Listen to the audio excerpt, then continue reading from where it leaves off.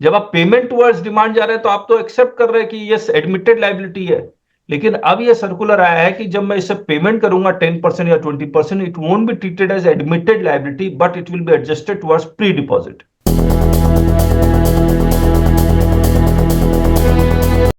सो नमस्ते to all of you, आज के सेशन में स्वागत है। रिकॉर्डिंग कर रहे हैं, लाइव रिकॉर्डिंग कर रहे हैं, ये यूट्यूब में भी जाएगा। और यूट्यूब के ऑडियंस को एक कहना चाह रहा हूं कि अगर आप इस लाइव डिस्कशन का पार्ट होना चाह रहे हैं तो आपको ये हमारा एक जीएसटी लिटिगेशन प्रीमियम क्लब है, उसको ज्वाइन कीजिएगा। हमारा ऑफिस के नंबर पर कॉल करके डिटेल पता कर लीजिएगा। दूसरा, यूट्यूब में एक सब्सक्रिप्शन के साथ एक बटन होता है जिसको हम लोग ज्वाइन का बटन कहते हैं। उस ज्वाइन करेंगे तो उसमें जीएसटी के सारे कोर्स हमने अपलोड किए हुए हैं, तो उसको भी आप एक्सप्लोर कर सकते हैं। तो आइए आप सर्कुलर डिस्कस करते हैं। तो जो नए सर्कुलर्स आए हैं वो डिस्कस करते हैं आपके साथ एक एक करके। तो हमने क्या किया, एक सर्कुलर का इस तरह से समरी बना दिया है। तो summary of GST circular number 224 18/224 GST. और ये किससे रिलेटेड है? ये जीएसटी अपीलेट ट्रिब्यूनल में जो आपको अपील फाइल करना है उससे रिलेटेड है। तो देखिए क्या स्टोरी क्या है इसकी, एक मिनट यहां बताते हैं आपको। डीआरसी 07 आया, इसके बाद आप फर्स्ट अपीलेट अथॉरिटी में गए। फर्स्ट अपीलेट अथॉरिटी में एपीएल 04 से अपना डिसीजन शुरू दिया, यानी कि ऑर्डर दे दिया। अब इसके बाद आपके पास जीएसटी अपीलेट ट्रिब्यूनल में जाना है। ये कंस्टिट्यूट हुआ ही नहीं है। तो सेक्शन 78 में ये after the expiry of 3 months they start recovery proceedings. अब मुझे एक बात बताइए, आपको अपीलेट ट्रिब्यूनल में जाने का मन है लेकिन आप जा नहीं सकते because it has not been constituted, not constituted. ऐसे केस में अगर डिपार्टमेंट रिकवरी करता है तो ये कितना सही है? तो ऑब्वियसली गलत है। तो गवर्नमेंट ने यानी कि क्या किया, कहा कि, और कुछ कोर्ट्स ने ये कहा कि ऐसा कीजिए कि अगर आपको स्टे करवाना है तो आप डीआरसी 03 से पेमेंट कर दीजिए। तो कई लोगों ने डीआरसी 03 से पेमेंट भी कर दिया। अब डिपार्टमेंट ये कहता हम मानेंगे नहीं इसको, डीआरसी 03 से पेमेंट आपका प्री डिपॉजिट का पेमेंट है, ये हम नहीं मानेंगे। तो उस सब चीज को क्लैरिफाई करने के लिए ये सर्कुलर लेके आए 224 नंबर। और इसमें देखिए क्या क्या लिखा हुआ है। इसके दो पार्ट हैं प्री डिपॉजिट अपीलेट ट्रिब्यूनल के लिए। एक, जिसने पे नहीं किया है, नॉट पेड, यानी कि सर्कुलर के बाद पे करेंगे, या जिसने ऑलरेडी पे कर दिया है। जिसने पे नहीं किया है वो ये कह रहा है कि लेजर में जाके जो पे बाय डिमांड आता है उसमें जाइए, और उसमें आप कितना परसेंट पे करेंगे बताइए, 10% या 20%? अब तो शायद 10% करना होगा ना सर। 10% का भी नोटिफिकेशन आया नहीं है। अच्छा। तो आपको 20% ही पे करना पड़ेगा। तो 20% पे कर, डिमांड पे कर दीजिए। और एक शायद नया फॉर्म लेके आएंगे, या फिर इसमें एक अंडरटेकिंग आपको देनी पड़ेगी कि हमने ये जो 20% पे किया है that is towards pre deposit. और अगर आप ऐसा करते हैं, देखिए कैसे पे करेंगे, लेजर, पे बाय डिमांड, फिर एक अंडरटेकिंग दीजिए जिसमें लिखिए कि हमने ये जो पेमेंट किया है 20% that is towards pre deposit to appellate tribunal, and we will file the appeal as and when the appellate tribunal is constituted. इसमें और दो चार बातें लिख दी इन्होंने। अब अपीलेट ट्रिब्यूनल कंस्टिट्यूट हो गया, मान लीजिए इस जीरो डेट को, आपको इसके 3 महीने के अंदर अपील जाना है। और अगर आपने 3 महीने के अंदर अपील में नहीं गए तो फिर रिकवरी प्रोसीडिंग रिमेनिंग 70% की शुरू हो जाएगी। 10% तो आपने ऑलरेडी जमा करवा दिया होगा, यहां पर 20% यहां जमा करवा रहे हैं। तो रिमेनिंग 70% की रिकवरी शुरू हो जाएगी अगर आपने 3 महीने, अपीलेट ट्रिब्यूनल कंस्टिट्यूट होने के 3 महीने के अंदर अंदर अपील फाइल नहीं किया तो। अब जिसने, अच्छा, अब जिसने ऑलरेडी पे कर चुका है उसके लिए क्या है? उसके लिए वो शायद एक नया फॉर्म लेके आएंगे डीआरसी 03A, जिसमें आप लिखेंगे, एक तरह से एक अंडरटेकिंग है कि हमने जो पहले डीआरसी 03 से जो पेमेंट किया है दैट वाज टुवर्ड्स अपलेट, ये प्री डिपॉजिट टुवर्ड्स अपलेट ट्रिब्यूनल, और इसीलिए हमें ऑटोमेटिक स्टे दे दिया जाए। अब किसी का इसमें सवाल है तो पूछिए एक बार, फिर हम लोग आगे करते हैं। आइए, मैं क्या करता हूं। सर 20% से 10% प्रेस रिलीज में आया था ना सर अभी, हाँ, लेकिन नोटिफाई भी तो होना चाहिए। जो स्लैब को नोटिफाई नहीं है सर। नोटिफाई ही नहीं हुआ है, क्योंकि वो एक्ट में अमेंडमेंट आना है। एक्ट में अमेंडमेंट कब आएगा? जब ये अभी 23 जुलाई को फाइनेंस बिल आएगा तभी अमेंडमेंट आएगा। Guidelines for recovery of outstanding dues in cases where in first appeal has been disposed of, यानी कि फर्स्ट अपीलेट अथॉरिटी का डिसीजन आ चुका, ऑर्डर आ चुका एपीएल 04 में। एपीएल 04 में आता है, आप कहेंगे तो मैं यहां लिख देता हूं एपीएल 04। सर बक्सेटी बोल रहा हूँ। हाँ बख्शी जी, महाराष्ट्र में ये प्रोसीजर ऑलरेडी चालू है सर। ऑलरेडी चालू है। ओके ओके हाँ, मतलब फॉर्म चाहिए तो भेजो क्या सर, ओके। अब मेल पे डालता हूँ। ठीक है। Doubts have also been raised as to whether the amount that was originally intended to be paid towards the demand created but was inadvertently been paid and intimated by the taxpayer through DRC 03, either under the voluntary category or under the others category, can be adjusted against the pre-deposit that is required to be paid by the taxpayer for filing appeal before the appellate authority under section 107 and before the appellate tribunal under section 112 of the GST। यानी कि DRC 03 से आप already पे कर चुके हैं। Payment करने का तरीका बिल्कुल अलग है इसका, लेकिन आप ऑलरेडी कर चुके हैं DRC 03 से, तब आपको क्या क्या करना है। तो ये बाकी तो रिकवरी उकरी शुरू कर देंगे, ये सब लिखा हुआ है कि नहीं पे करते हैं। In some cases tax payers have either paid or are willing to pay the requisite amount of pre deposit as per subsection 8 of 112, यही 20% कहेगा 812, either by crediting in their electronic liability register against the demand so created or by depositing the said demand amount through DRC 03. However, tax officers are still resorting to recovery proceeding after completion of the period stipulated under section 78, मतलब DRC 03 से payment होने के बाद भी। अगर आप already, sorry ये आएगा इफ नॉट पेड, अगर आप पे नहीं किया है तो कैसे करना है। He can make a payment of an amount equal to the, कहां जाना, सर्विसेज लेजर, लेजर में पेमेंट टुवर्ड्स डिमांड, और उस डिमांड में जाके 20% अमाउंट आपको भरना है और उसके बाद पेमेंट करना है। और उसमें पार्ट पेमेंट पॉसिबल है या नहीं है? हेलो, मान लीजिए आपका डिमांड निकला है 100 रुपए का, पार्ट पेमेंट आप कर सकते हैं या नहीं कर सकते हैं? अरे बता दीजिए। नो सर, ये तो पार्ट में नॉट पॉसिबल। देखिए मैंने किया है, ये पॉसिबल हो पा रहा है, मतलब ये एडिटेबल है, part payment can be made, इसलिए लिख दिया हमने। The tax payer would be navigated to electronic part 2 in which he can select the order out of the outstanding demand order, यानी कि अगर 100 रुपए का है तो इसको सेलेक्ट कर लीजिए।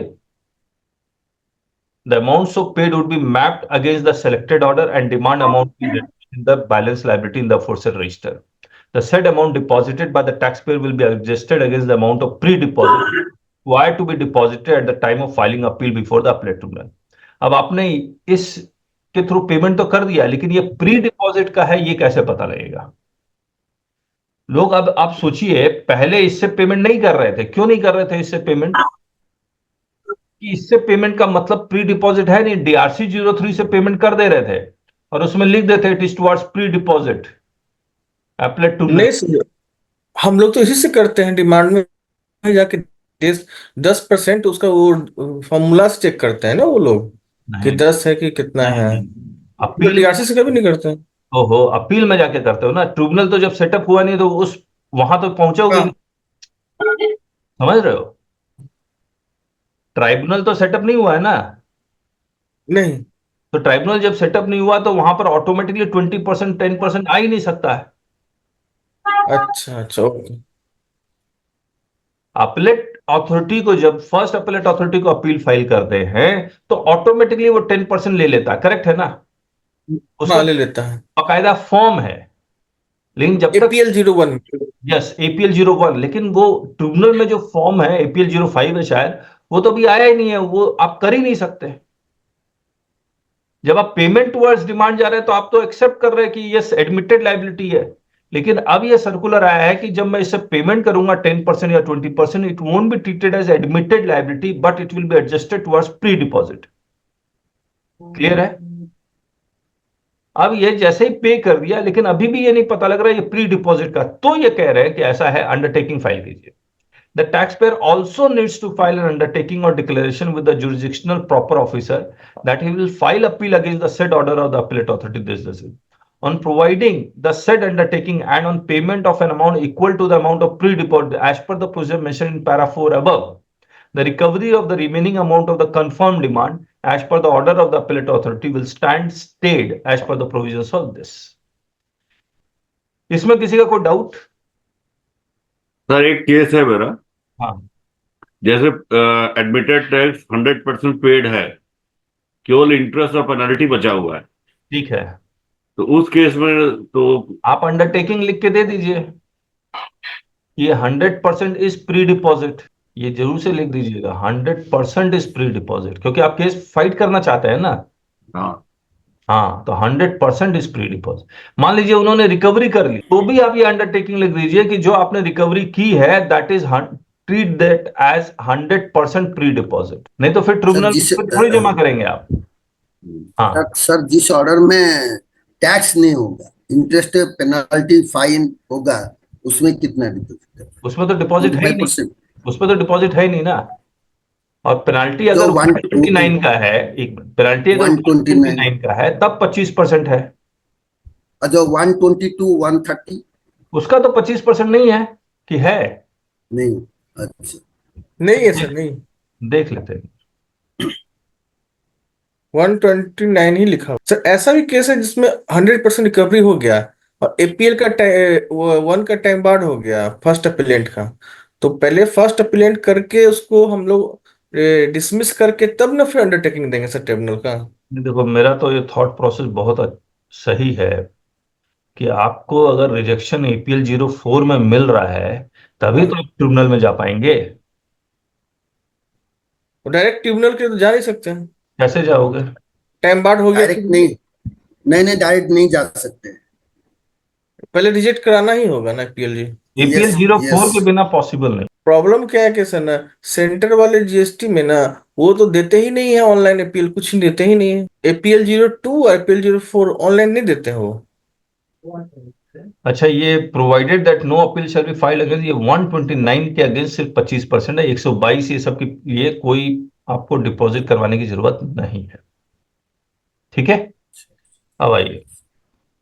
नहीं, ऑनलाइन नहीं देते हैं, इसका क्या उपाय है? अभी करते हैं, उसको भी डिस्कस करते हैं. जबकि सर एक्ट में संशोधन हो चुका है अब तो, कि जो ऑर्डर अपलोडेड है उसको ऑनलाइन ही करना है. 107 में चेंज हो चुका है रूल 108 में सर. चलिए, तो ये क्लैरिटी आ गई. मैं फिर से रिपीट कर देता हूं कि पेमेंट टुवर्ड्स डिमांड में करेंगे तो it will payment towards demand plus undertaking करेंगे तो it will not be treated as admitted liability, it will be treated as pre deposit. लेकिन अगर पेमेंट टुवर्ड्स डिमांड में 10% 20% कर दिया और अंडरटेकिंग नहीं दी तो ये मान लिया जाएगा it will be admitted liability. दूसरी बात, ये पेमेंट टुवर्ड्स डिमांड में आप पे कर देते हैं और अंडरटेकिंग कब फाइल करना है इसके बारे में कुछ नहीं लिखा हुआ, तो इमीडिएटली फाइल कीजिए, इमीडिएटली. और ये मैनुअल ही फाइल करना है तो by way of speed post file कीजिए. बाय हैंड देने की कोशिश मत कीजिए, by way of speed post. आपका अपना काम हो गया, उसके बाद तो देखा जाएगा. बाय हैंड मिलना चाहते हैं तो मिल लीजिए.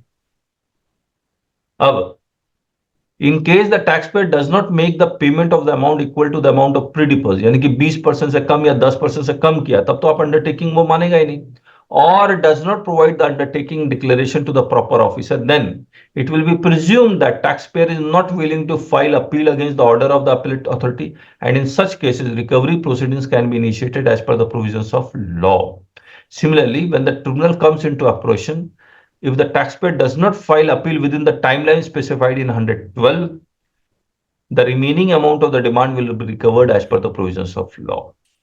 तो आपने 3 महीने के अंदर अपील भी फाइल करना, तो 3 कंडीशन होंगे, पे टुवर्ड्स डिमांड, अंडरटेकिंग प्लस 3 महीने के अंदर अपील, तब जाके आपका डिमांड स्टे होगा, वरना रिकवरी प्रोसीडिंग. सर मेरा केस अपील में रिजेक्ट हो गया था ड्यू टू टाइम बार. मैं due to time barred reject हो गया था। रिजेक्ट होने के बाद क्या APL 04 मिला आपको? हाँ सर, रिजेक्ट हो गया था। तो ये मैं क्या क्या ये इस लाइन को ऑप्ट किया हूँ सर। ठीक है, 20% दे दिया, 20% दे दिया ट्रिब्यूनल को जाने के लिए, और जुरिस्डिक्शन ऑफिस में लिख के दे दिया कि ये मेरा DRC 03 है, ये मेरा ट्रिब्यूनल के एक जाने के मिनट लिए एक मिनट रवि नारायण जी, लिटिगेट। रवि नारायण जी, आपका ये केस यहाँ आएगा हाँ अगर सर, आप already पे ये कर। आने से पहले मैं ये कर दिया। ओहो, समझे ही नहीं आप, जो आने सर्कुलर आने से पहले कर दिया ना आपने। हाँ सर। हाँ, तो अभी इसको पढ़ते हैं, उसके बाद कीजिएगा। देखिए, अब कुछ लोगों ने पहले ही पे कर चुका, अब ये सर्कुलर आने के बाद आपको ये वाला प्रोसेस अप्लाई नहीं करना, पैरा 7.5। सर्कुलर आने के बाद आपको यही प्रोसेस अप्लाई करना है, पेमेंट टुवर्ड्स डिमांड और अंडरटेकिंग। जो ऑलरेडी पे कर चुके हैं, सर्कुलर आने से भी पहले पे कर चुके हैं, उसके लिए। और कैसे पे किया होगा? DRC 03 से ही पेमेंट किया होगा। तो अगर आपने DRC यस सर। 03 से पेमेंट कर दिया, तब भी आपको अब in such cases the said person can file an application in 3A electronically on the common portal, and the amounts of paid and intimated through DRC 03 shall be adjusted if the said amount was made towards the said demand on the date of such intimation through DRC 03।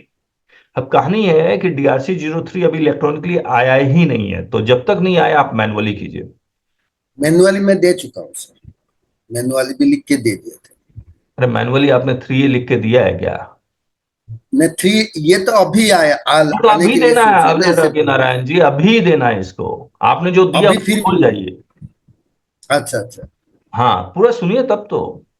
In this regard, it is to be mentioned that the application in 3A for adjustment or demand liability against the payment through 3 cannot be made in cases where against the payment through। अच्छा, हाँ, अगर proceeding already conclude हो चुका है, DRC 05 आ चुका, तब इसकी जरूरत नहीं है। अब मैं आपको फिर से बता रहा हूं। Accordingly, in cases where the concerned taxpayer has paid an amount that was intended to have been paid towards a particular demand, has submitted an application 3 on the common portal, the amounts of paid वगैरह वगैरह तो adjust हो जाएगा। लेकिन अभी ये आया नहीं है, तो मैनुअली कहाँ होगा? Is not available on the common portal, therefore till the time such functionality is made available on the common portal in respect of cases where an amount of pre-deposit has been inadvertently paid through 3 instead of making the said payment through electronic liability register against the demand। ये inadvertently को इसलिए लिख रहा है क्योंकि actual process कौन सा था? लाइबिलिटी रजिस्टर से। तो लाइबिलिटी रजिस्टर से पे नहीं करके DRC 03 से पे किया गया है। अब बड़ा मजेदार है ये, बहुत ही मजेदार है ये पूरा पैराग्राफ। फिर से पढ़ता हूं। Where an amount of pre-deposit has been inadvertently paid through DRC 03 instead of making the said payment through electronic liability register against the demand created in the said ledger, the concerned taxpayer may intimate the proper officer about the same, and on such intimation the proper officer may not insist on recovery for the remaining amount payable by the concerned taxpayer till the time the said functionality 3 is made available on the common portal। अब देखिए क्या है, आपने 3 से payment कर दिया, इसके बाद ये कह रहा है कि आप DRC 03A जमा करवाइए। ये बेसिकली ये अंडरटेकिंग ही है। तो अंडरटेकिंग का अगर आपको फॉर्मेट चाहिए तो 3A से मिल जाएगा, अगर पे बाय डिमांड है उसमें। इस केस में पे बाय डिमांड में इससे पे करते हैं, इससे पेमेंट टुवर्ड्स डिमांड। तो ये सिंपल लिख रहा है अंडरटेकिंग फाइल कीजिए, डिक्लेरेशन फाइल कीजिए, इसका कोई फॉर्मेट या 3A नहीं लिख रहा है। तो मैं यहां लिख देता हूं नॉट 3A, तो ये प्लेन पेपर में जाएगा, इसका मतलब नॉट DRC 03। उनको जरूरत ही नहीं है सर ये सब करने की। किनको? पेमेंट डिमांड से करेंगे। नहीं नहीं, अंडरटेकिंग तो फिर भी देनी पड़ेगी। अच्छा, देना पड़ेगा फिर भी। फिर से मैं बता रहा हूं, अगर आप नहीं देंगे तो ये मान ले जाएगा दैट इज एडमिटेड लाइबिलिटी। इस पैराग्राफ को पढ़िए। जब आप अंडरटेकिंग देंगे 3A में, तो क्या ये कंपलसरी वो मानेगा प्री डिपॉजिट ही है, या फिर वो रिजेक्ट भी कर सकता है? हो सकता है सर। देखिए यहां क्या लिख रहा है, may not insist on recovery. मतलब आप अगर दे भी दे तो भी हो सकता है प्रॉपर ऑफिसर वो आपको रिजेक्ट कर दे। रिजेक्शन का ग्राउंड क्या हो सकता है? मान लीजिए आपने DRC 03 से पेमेंट कर दिया, आप अंडरटेकिंग दे रहे हैं, प्रॉपर ऑफिसर रिजेक्ट कर रहा है, तो रिजेक्शन का क्या ग्राउंड हो सकता है? ये बात भी सही है। मे सर नॉट कल ना।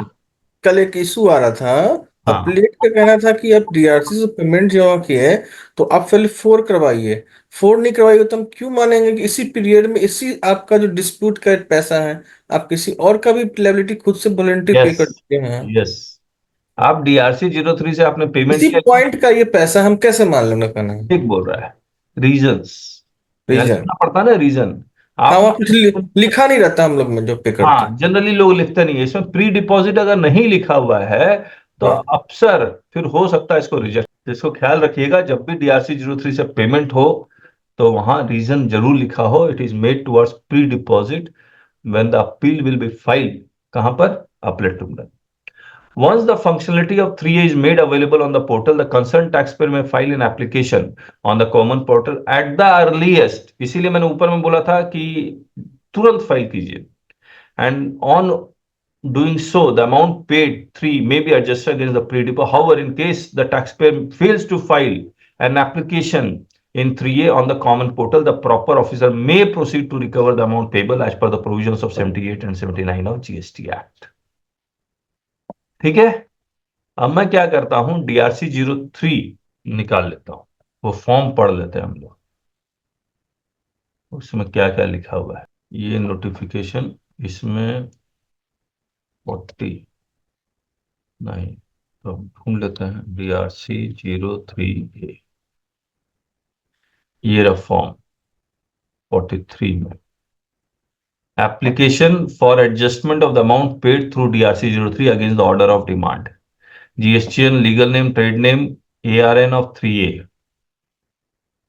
date of filing of 3A, ARN of DRC 03 which payment is made, date of filing of 3।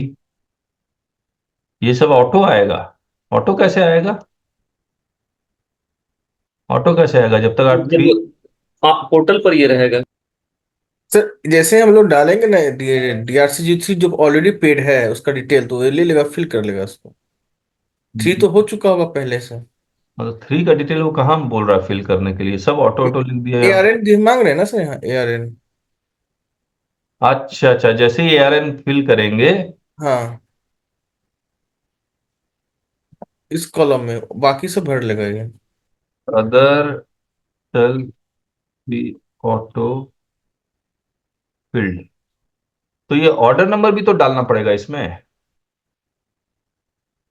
Order number APL 04 का भी तो डिटेल है, reference number of the order of demand against which payment was intended made including rectification. हाँ, यहाँ पे space 04 detail यहाँ आएगा, फिर ये ऑटो ले लेगा।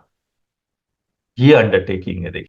I hereby undertake that the payment made by DRC 03 with unique ARN number mentioned at serial number 6 above has actually been paid by me as payment towards demand intended to be paid against the demand।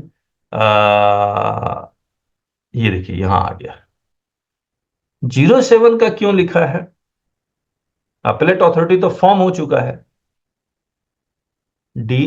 ये rectification order होगा 8, APL 04 appellate authority का, as the case may be, and has not been used towards any other demand or payment to be made by me। यानी कि वो DRC 03 और किसी purpose के लिए यूज नहीं हो रहा है। I also undertake to pay back to the government the amounts adjusted using this form along with applicable interest। If any of the details declared above are found to be false subsequently, I will also be liable to penal action under section this। Clause 10 का कौन सा penal action है? Clause 10 का penal action कौन सा है? False, ये रहा। ये हम लोग, वो जो सर इंटरेस्ट वाला में लग रहा था वही वाला तो सर। तो हमने ये ट्रिब्यूनल खत्म किया। रवि नारायण जी, हाँ अब बताइए। अब मेरा APL 4 आ गया था, अपील रिजेक्ट होके ड्यू टू टाइम बार। तो मैं क्या किया, वो DRC 03 से पेमेंट कर दिया और लिख अंडरटेकन उनको लिख के दे दिया कि मैं ये DRC 03 का ट्रिब्यूनल के लिए, अपीलेट ट्रिब्यूनल के लिए प्री डिपॉजिट किया हुआ हूँ, और उसको आप प्रोसीडिंग को, फर्दर प्रोसीडिंग को होल्ड कीजिए। अब आप दोबारा से अंडरटेकिंग लिखिए और उसका लैंग्वेज ये होना चाहिए। ठीक है, ये और सब किसी का कोई कॉन्स्टिट्यूट सवाल? उसमें है। अभी तो इसको सर, अभी तो इसको पोर्टल में आने में टाइम लगेगा। हाँ, तो मैनुअल कीजिए। सर अगर ऑर्डर फेवर में आ गया, जो जो प्री डिपॉजिट किया मैंने, वो क्या वापस आएगा क्या सर? नहीं, रिफंड के लिए अप्लाई करना पड़ेगा। अप्लाई करना पड़ेगा? सर यहाँ पे ऑफिसर लोग का कहना है ना कि स्ट्रिक्ट इंस्ट्रक्शन है कमिश्नर मैम का कि रिफंड नहीं करना है, तो फिर क्या करेंगे हम लोग सर? यार ये तो मतलब लॉ के अगेंस्ट जाना हुआ है ना। हाँ, वो लोग कहेंगे कर ही नहीं सकते हैं, कि मना है हम लोग को। मतलब फेवर में आ गया तो रिफंड नहीं करना है। नहीं करेंगे, अभी अभी नहीं करेंगे। हाँ ठीक है, ठीक है, कर सकते हैं। क्यों? क्योंकि वो लोग भी वेट करेंगे ट्रिब्यूनल में जाए, लेकिन अगर अमाउंट ट्रिब्यूनल में जाने लायक है ही नहीं तो रिफंड करके खत्म कीजिए आप। वो जो अभी एक हमने 53rd जीएसटी काउंसिल में देखा ना कि वो एक लिमिट दिया हुआ है कि लिमिट 20 लाख से yes. ऊपर 20 लाख, 1 करोड़ और 5 करोड़, ऐसा ही है ना लिमिट? हाँ हाँ सर एक बार ऑर्डर आ गया फेवर में, whether it is eligible to go to appeal or not, or whether anybody wants to go to appeal or not, it is refundable. Sir refund तो दे ही देना पड़ेगा ना, भले ही उनको जाना हो बाद में ट्रिब्यूनल में। वो थोड़ी होल्ड कर सकते हैं रिफंड। रिफंड में गाइडलाइंस नहीं है कि बाकी अगर ड्यूज बचा हुआ तो उसको सर एडजस्ट कर रिफंड में लेंगे। गाइडलाइन चाहिए sir, refund has to be given, pre deposit has to be refunded. Yes with 9% per annum interest. तो लिख के दो अनिमेश, अगर ऐसा है तो। हम पूछे उनसे, एक दो ऑर्डर आ चुका है हाँ, सर्किल डायरेक्शन में, बोली अभी भूल जाइए, हमको बोल रहा है। हम आप लोग आप मैनुअली एप्लीकेशन दीजिए। कहे कि अभी किसी को हो भी दे रहा है, हम लोग को इंस्ट्रक्शन नहीं देना है किसी को, अभी हम देंगे ही नहीं किसी को रिफंड। नहीं, आप मैनुअली एप्लीकेशन फाइल कर दीजिए ना, मुंह से कुछ बात नहीं। हाँ, लिख के दीजिए, लिख के। चलिए, पेमेंट फॉर प्री डिपॉजिट, ये guidelines for tax payer filing of undertaking, जो अभी पेमेंट नहीं किया, ये वाला प्रोसेस। दूसरा, स्टे ऑन रिकवरी, फिर न्यू फॉर्म डीआरसी 03, डीआरसी 03 से पेमेंट, और ये टेम्पोररी मेजर, बाकी तो वैसे ही। अब हम लोग आते हैं कॉर्पोरेट गारंटी के ऊपर। 225 कॉर्पोरेट गारंटी। इसको करने से पहले मैं आपको कुछ दिखलाता हूं।